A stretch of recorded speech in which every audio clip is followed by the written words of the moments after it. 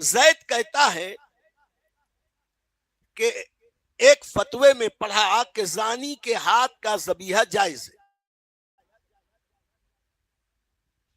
جبکہ زانی پر غسل 40 روز تک نہیں اترتا،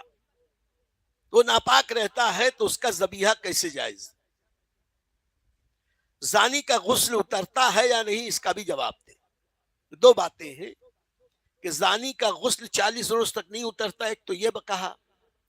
اور اترتا ہے تو کب اور کیسے اترتا ہے، اور تیسری بات یہ کہ زانی کے ہاتھ کا ذبیحہ جائز ہے یا نہیں۔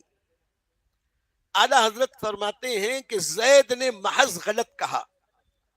زانی کے ظاہر بدن کی طہارت اول ہی بار نہانے سے فوراً ہو جائے گی، ظاہری طہارت یہ فوراً ہو جائے گی، اگرچہ زنا کرنا بہت بڑا گناہ ہے، لیکن اب وہ یہ کہے کہ اب گناہ ہو گیا ہے تو اب میرا جب نہانے سے بھی میں پاک نہیں ہوں گا تو اب میں نماز کاہے کے لیے پڑھوں؟ تو ایسا نہیں ہے، ظاہری طہارت، اگرچہ اس نے بہت بڑا پاپ کیا، بڑا گناہ کیا، اللہ ہر مومن کو بچائے، ہر بچے کو ہمارے بچائے، فرماتے ہیں ظاہر بدن کی طہارت تو اول ہی بار نہانے سے فوراً ہو جائے گی، ہاں قلب کی طہارت توبہ سے ہو، یہ ہے فقہ۔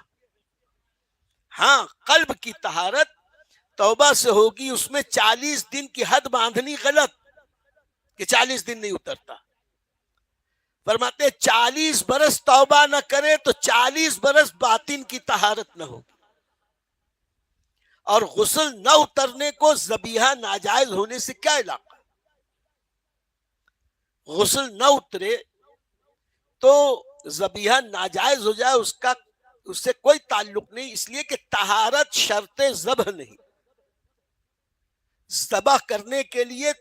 مسلمان کا پاک ہونا یہ شرط نہیں ہے، اگر ناپاکی کی حالت میں بھی کسی نے کسی جانور کو ذبح کیا مسلمان نے بسم اللہ اللہ اکبر کہہ کے، بہرحال وہ ذبح شرعی ہو گیا، جائز۔ اور اسی طرح جنوبی کے ہاتھ کا ذبیحہ بھی درست ہے، بلکہ وہ جن کا غسل، اب آخر میں دیکھیے غور کریں، بلکہ وہ جن کا غسل فی الواقع کبھی نہیں اترتا، جن کا غسل کبھی نہیں اترتا، یعنی کافران کتابی، وہ اہل کتاب کافر یعنی یہود و نصارہ، ان کا تو غسل نہیں اترے گا، تو کافران کتابی ان کے ہاتھ کا ذبیحہ سب کتابوں بلکہ خود قرآن عظیم میں حلال فرمایا، طعام الذین اوتوا الکتاب حل لکم، یعنی کتابیوں کے ہاتھ کا ذبیحہ تمہارے لیے حلال ہے۔ تو جب کتابیوں کے ہاتھ کا ذبیحہ حلال ہے، اگر وہ بسم اللہ اللہ اکبر کہہ کے ذبح کرے، دراصل اس زمانے میں اہل عرب میں جو اہل کتاب تھے، اس زمانے میں وہ یہودی اور نصرانی بھی ہوتے تھے، تو وہ بسم اللہ اللہ اکبر کہہ کے ہی ذبح کرتے تھے، اب پھر اللہ نے ان کے لیے حکم قرآن میں دے دیا، تو ہمیں اس پر اعتراض کا کوئی حق نہیں کہ خدا کا حکم ہے تو بس ہے،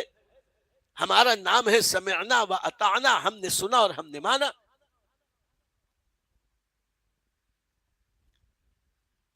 اب